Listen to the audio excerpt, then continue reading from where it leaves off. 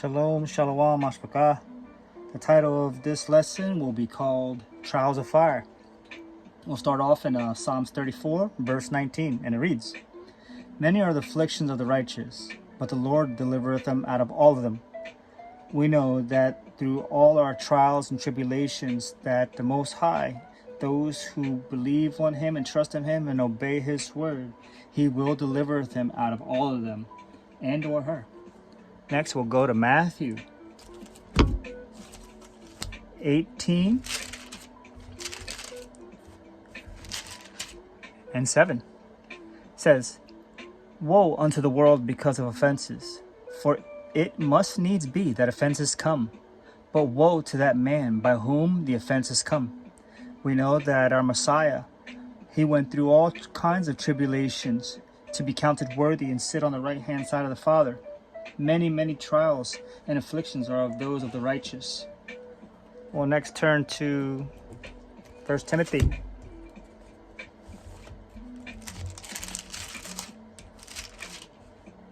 First Timothy 2, 3 and 6 reads, For this is a good and acceptable in the sight of the Most High our Savior, who will have all men to be saved, and to come unto the knowledge of truth. For there is one Most High, and one mediator between the Most High and men, the man, Hamashiach Yahushua, who gave himself as a ransom for all, to be testified in due time. We know that it was the Father's good pleasure to use His Son, the Messiah, our Messiah, to be a righteous vessel, to be a measuring rod against those of the wicked. So the Father has something to compare and bring up charges, just charges against the wicked. For this is how the Father uses His righteous vessels to refine us and to also have something established for righteous judgment amongst the wicked. Next, we'll go to Romans.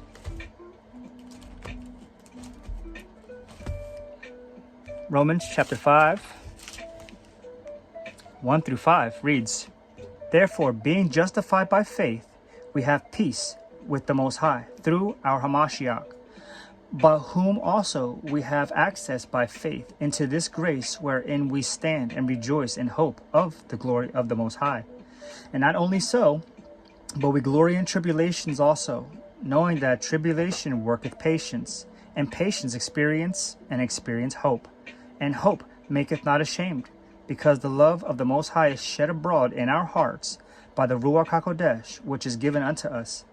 That's right. We know that through much tribulations and challenges, it builds our faith and our hope to know that we are striving to be made perfect in the image of Hamashiach, righteous vessels, so that way we may be accounted worthy to escape all these, the wrath of the Most High.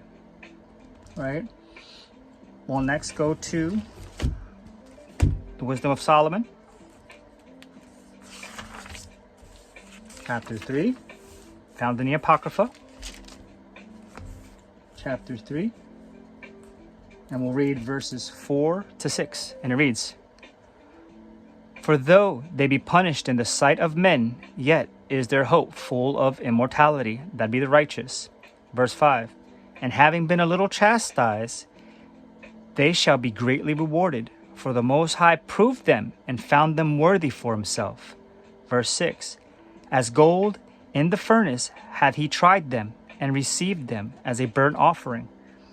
The Father is only trying to refine us and burn the dross off of us, any kind of unleaven that we may still have in our hearts, and we are able to perform every day that is unpleasing to Him. He wants that stuff burnt off out of us. You know, He says, come out of her. We should resemble anything, speak of any such sort of Babylonian ways, right? We must be accounted worthy. Next one, we'll go to the book of Sirach, or Ecclesiasticus, chapter 2, and I'll read verse 1. My son, if thou come to serve the Lord, prepare thy soul for temptation. We know that if we accept in our hearts to do the Father's will, to be counted upright and worthy, that we will be tested and pushed to all kinds of bounds to be made righteous. Jumping down to verse 5. For gold is tried in the fire, and acceptable men in the furnace of adversity. Acceptable men, acceptable women in the furnace of adversity. This is how the Father refines us. We'll jump over to Isaiah. Isaiah chapter 48. 48 and verse 10 reads, Behold, I have refined thee, but not with silver. I have chosen thee in the furnace of affliction. That's right. Father chastises those whom he loves. If you find yourself in very trying times, if you find yourself not being comfortable in the ways of this world, that is a good thing. That is a very, very good thing. We do not want to be comforted in this current world the way it is. There's something wrong with that. We'll jump to Lamentations. Chapter 3. And we'll read starting at 25. It says, And the Lord is good unto them that wait for him, to the soul that seeketh him. It is good that a man should both hope and quietly wait for the salvation of the Lord. It is good for a man that he bear the yoke in his youth. He sitteth alone and keepeth silence, because he hath borne it unto him. It is the Father's good pleasure for him to chastise those he loves. We will be made white. We will have our garments prepared to be that bride that the Messiah, the Most High, is expecting out of his people. We know that only a remnant will be saved. A remnant will only be the ones that come back and do what the Father has asked us to do.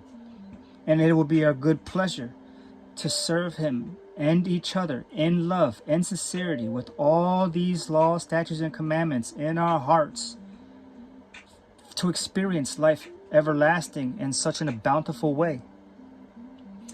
That concludes. Oh, you know what? I'll add one more precept. We'll go to Sirach again. I love this book. I love all these books. Sirach 35. I'm going to 35. 35 and 25.